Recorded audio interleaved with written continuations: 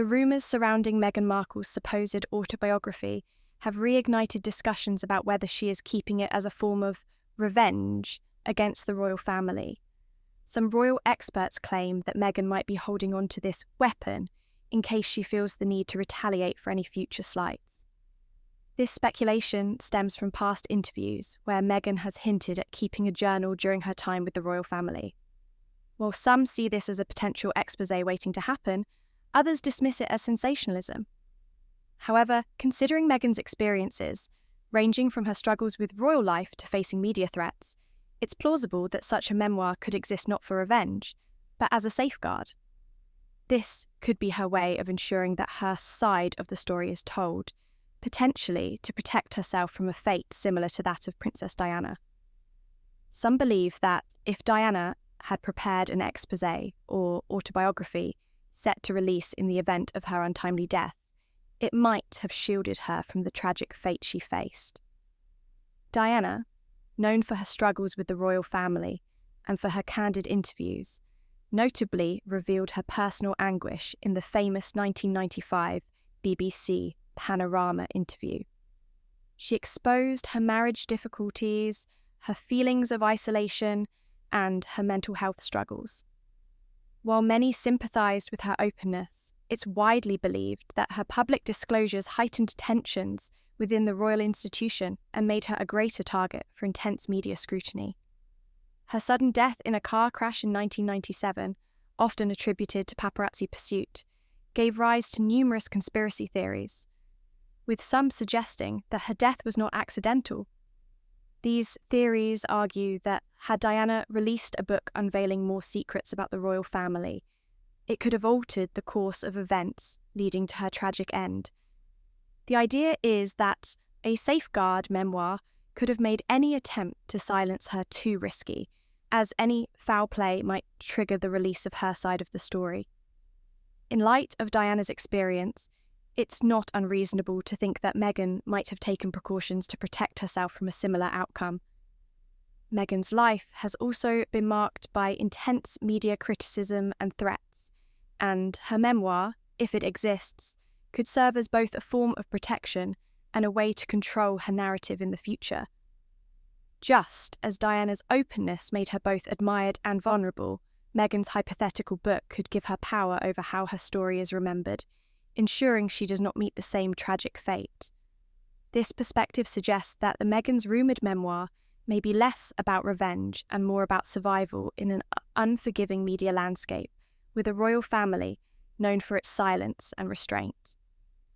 If Meghan, like Diana, feels marginalised and unsupported, her memoir could be a strategic tool, not only to share her experience, but also to safeguard her future. King Charles III's tour of Australia, intended to reinforce ties with the country, has taken a negative turn, becoming marred by controversy, protests, and confrontations. The tensions began to escalate when Independent Senator Lydia Thorpe publicly heckled him during a speech in Canberra, accusing him of genocide against Indigenous Australians and challenging his sovereignty. Her passionate plea for Indigenous land rights, coupled with her statement, "You are not our king," set a tone of discontent among those who feel the monarchy represents colonial oppression.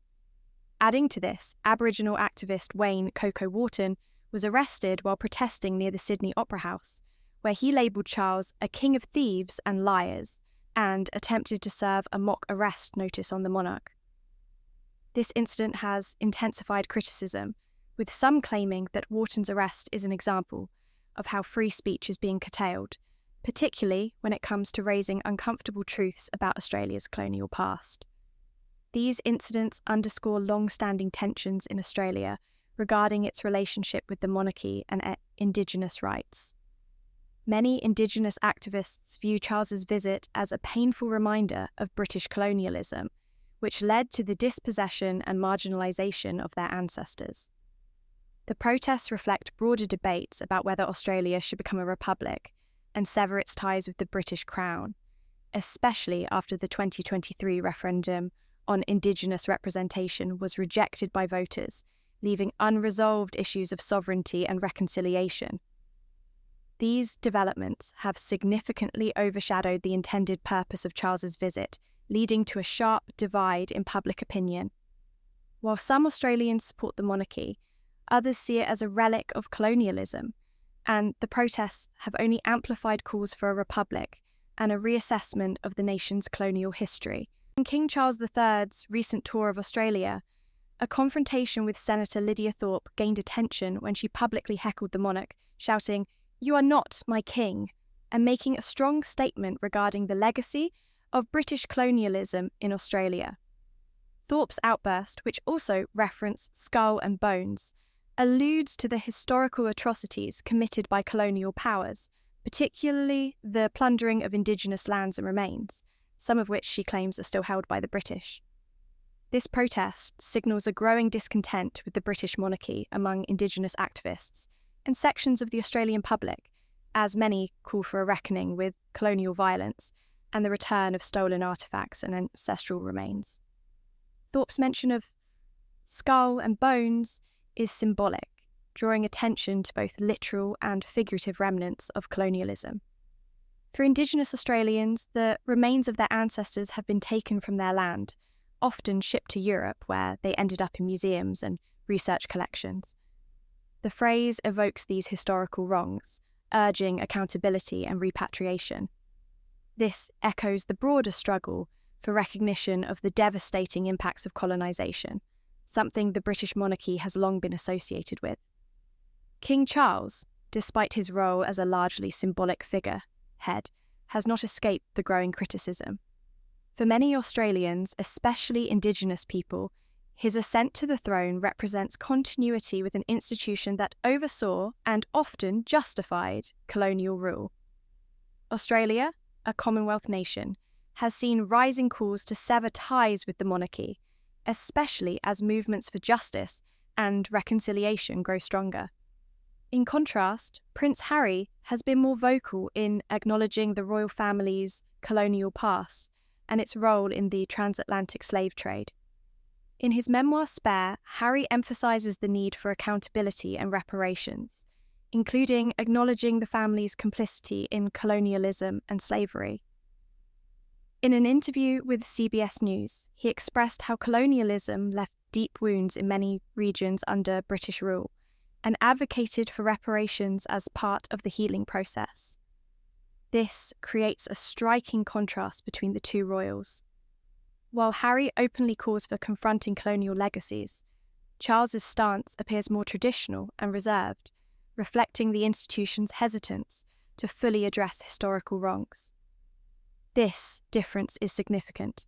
Harry's openness to reparations and reconciliation places him more in line with modern global movements for justice, while Charles' more conservative approach risks alienating those calling for change.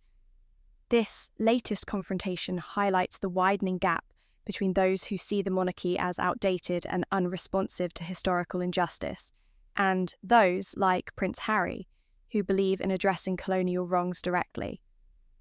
As the monarchy faces increasing scrutiny, especially in places like Australia, how these issues are addressed will play a pivotal role in its future relevance on the global stage.